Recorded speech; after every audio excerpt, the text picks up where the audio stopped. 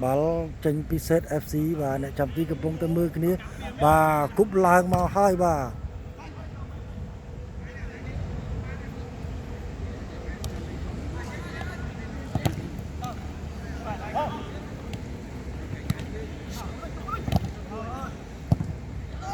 xây hà sụp mà chưa lo mới thế mà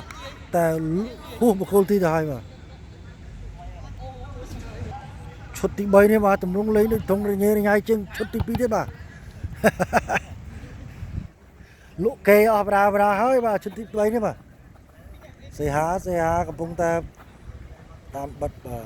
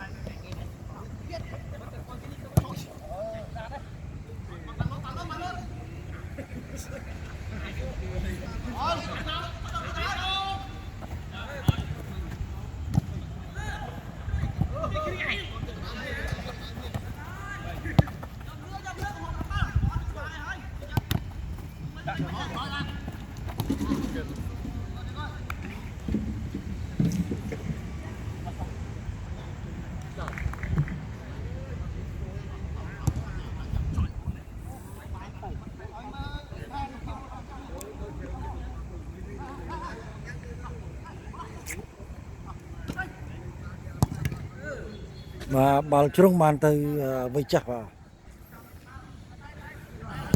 và chút đi và chuột chất mình giang này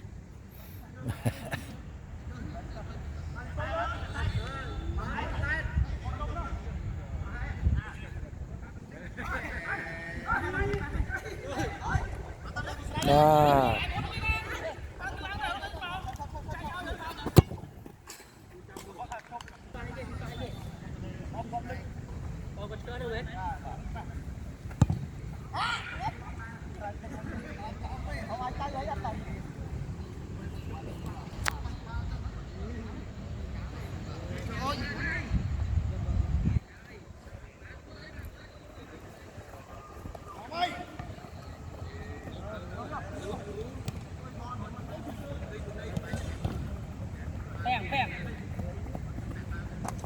đi dưới rồi